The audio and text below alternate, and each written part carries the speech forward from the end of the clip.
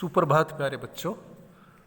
आपका पाठ चल रहा है 9 बुलबुल, और ये आपको पढ़ा दिया गया है।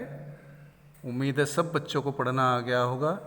अगर किसी को कहीं कोई दिक्कत है तो हमसे पूछ लेना, या घर में मम्मी पापा से पूछ लें।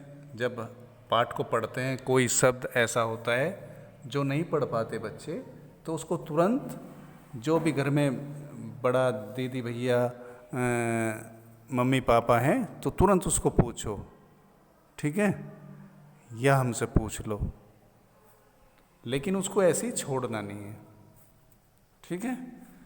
तो सब बच्चों ने पढ़ लिया होगा। अगर कोई दिक्कत है चलो फिर भी पूछ लेना। देखो बच्चों, यहाँ पर ये बहुत सारे जो आप चित्र देख रहे हैं ये सब बुलबुल के हैं, ठीक है ना। अब बुलबुल की पहचान आपको हो गई है कैसे। सब बच्चे बुलबुल को पहचानते हैं। जिन बच्चों ने पाठ को अच्छे से पढ़ लिया उसमें लिखा है, 4-5 बातें लिखी हैं, उनको पहचानने का उपाय लिखा है, सरल उपाय, ऐसे उसमें जो लाइन है। तो अभी मैंने उसमें आपको मीनिंग भी बताया था, अर्थ बताया था। तो ये पूंछ के नीचे वाला भाग कैसा होता है? लाल होता है, ठीक है। दूसरा, उसके सिर पर कलगी होती है, ठीक है ना। अब ये सिपाही बुलबुल होती है जो उसके सिर पर होती है कलगी, ठीक है ना। और बाकी शरीर का रंग भूरा होता है, ठीक है ना। और सिर का रंग कैसा होता है? काला। तो ये कई बातें हैं जिससे हमको पता चल जाता है कि ये बुलबुल है, ठीक है।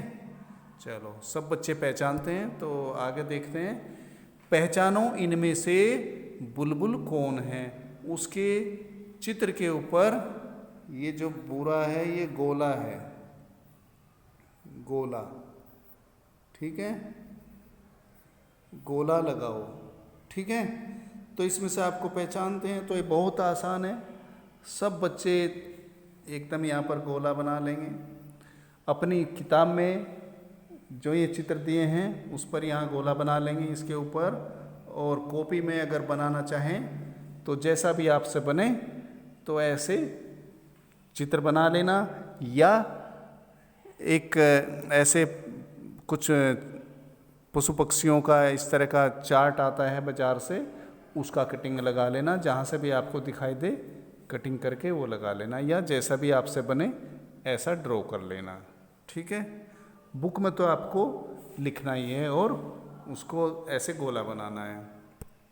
इसके बाद वहीं पर ये प्रश्न दिया गया है, तुमने बुलबुल को कैसे पहचाना?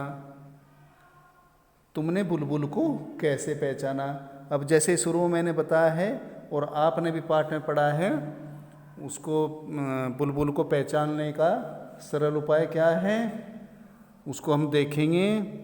और उसके पूंछ के नीचे का भाग लाल होता है, और पूंछ का सिरा मतलब आखिरी भाग, पूंछ का जो किनारे का भाग होता है, लास्ट वाला आखिरी भाग, वो कैसा होता है? वो सफ़ेद होता है।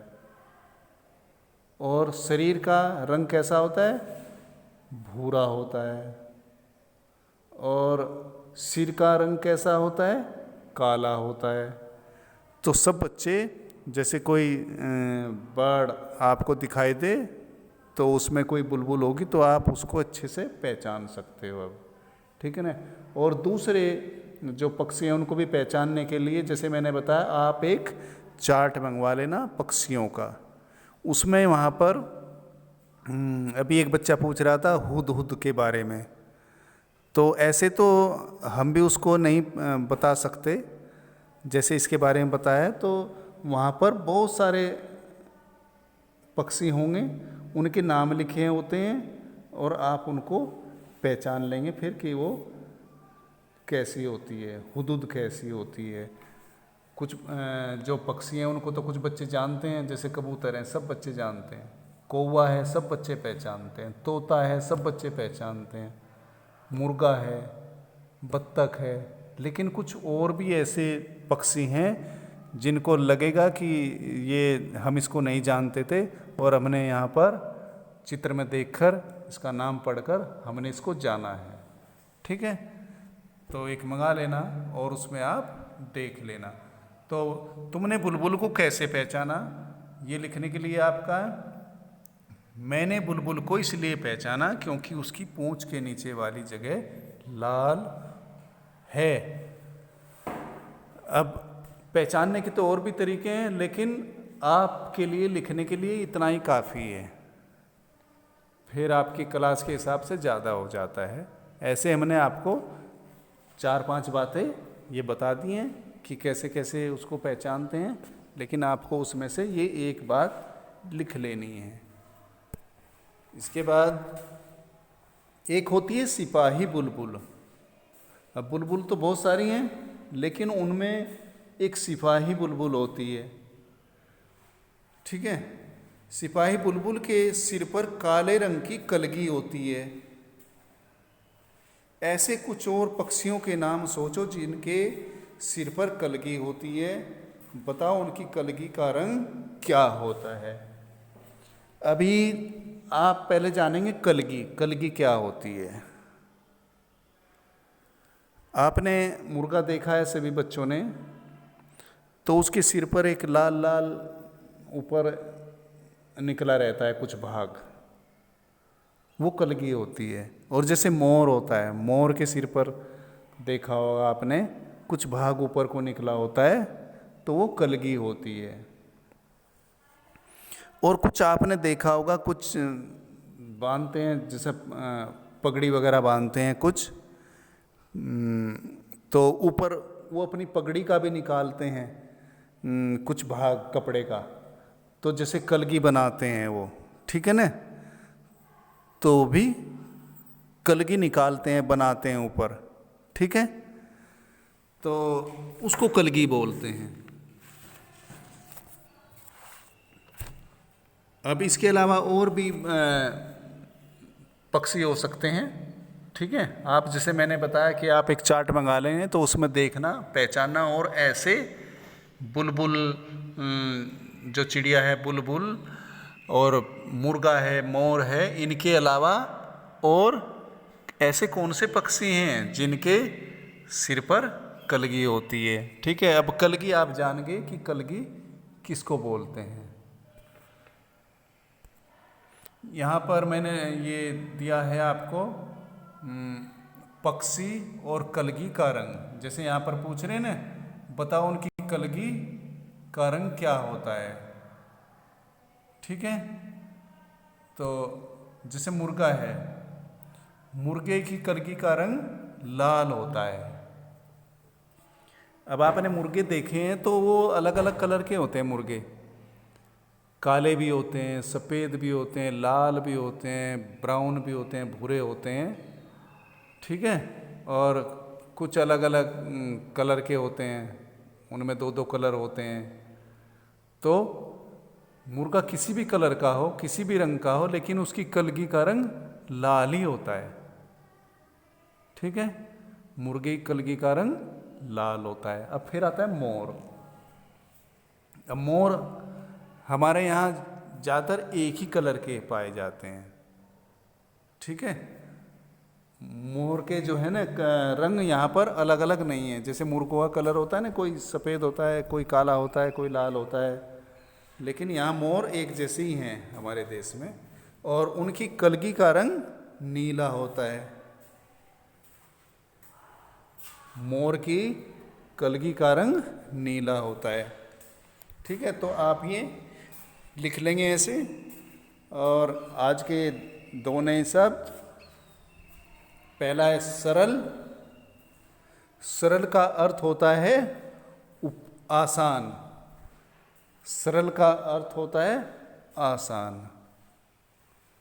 जैसे उसमें भी दिया है कि बुलबुल को पहचानने का एक सरल उपाय है। ठीक है ना, अब ये उपाय भी आ गया यहाँ पर। उपाय का मतलब होता है तरीका या तरीका। इसमें से जो भी इधर लिख लें तो अर्थ वही रहता है। ठीक है ना, तो सरल का अर्थ क्या हुआ? आसान। तरीका का अर्थ हुआ उपाय। ठीक है।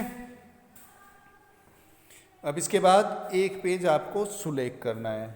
सुलेख में आपको फिर बता रहा हूँ, सुलेख का मतलब होता है सुंदर लेख में लिखना, अपनी लिखाई को इम्प्रूव करना, उसको सुधारना। ठीक है। उसके लिए बच्चों ज़रूरी नहीं है कि आप पूरा एक पेज भरो। अगर आपने आधा पेज भी किया है राइटिंग और बहुत अच्छा किया है, ये सोचते हुए कि मुझे बहुत सुंदर लिखना है, तो तब वो अच्छी राइटिंग बनेगी, आपकी अच्छी लिखाई तब बनेगी। ठीक है। और ये नहीं सोचना कि बस मेरी अब जो राइटिंग है वो बहुत अच्छी हो गई। अच्छी की कोई सीमा नहीं होती। ठीक है। जितना जितना अच्छा कर सकते हो इतना आपको सुधार करना है। तो सुलेख, एक पेज सुलेख जो हम देते हैं इसीलिए देते हैं ताकि आपकी राइटिंग, आपकी लिखावट वो अच्छी हो जाए। और एक पेज हिंदी का पढ़ना। ठीक है। अब आपका ये पाठ पढ़ाया गया तो अब ये नहीं कि बस पढ़ लिया था हमने, आपको एक पेज कोई भी कहीं से भी, अगर आपने लगता है कि ये हमने पाठ अपना अच्छे से पढ़ लिया, तो आप दूसरी बुक उठा कर पढ़ सकते हो, आगे का पाठ पढ़ सकते हो, और कोई घर में दीदी भैया किताब पढ़ सकते हो। ठीक है। पापा की कोई किताब है कहानी की या वैसी चित्रों वाली हो जो आपको अच्छी लगे, उसको पढ़ सकते हो। ठीक है। पेपर पढ़ सकते हो, पेपर में मोटे मोटे जो हेडिंग दिए होते हैं आप उनको पढ़ सकते हो। लेकिन एक पेज आपको कैसे भी किसी भी तरह करके एक पेज आपको पढ़ना है। ठीक है बच्चों। चलो आज के लिए इतना ही, धन्यवाद। और अभी मैं इसके फ़ोटो भेज दूँगा, आपको वहाँ से ये काम करना है। सबसे पहले ये ऊपर लिखेंगे, पहचानो इनमें से बुलबुल कौन है, उसके चित्र के ऊपर गोला लगाओ। आप इसको बुक में तो करना ही है। ठीक है। किताब में तो अपनी करना ही है, और वैसे भी आप इसको कॉपी में एक चित्र बनाकर बना सकते हो। दूसरा ये लिखना है, फिर ये लिखना है, ये आपकी बुक में दिए हैं, और ये दो नए शब्द भी लिखना है। एक पे सुलेख, तो काम बहुत है बच्चों, इसको डेली डेली करना है आपको। थैंक यू, धन्यवाद।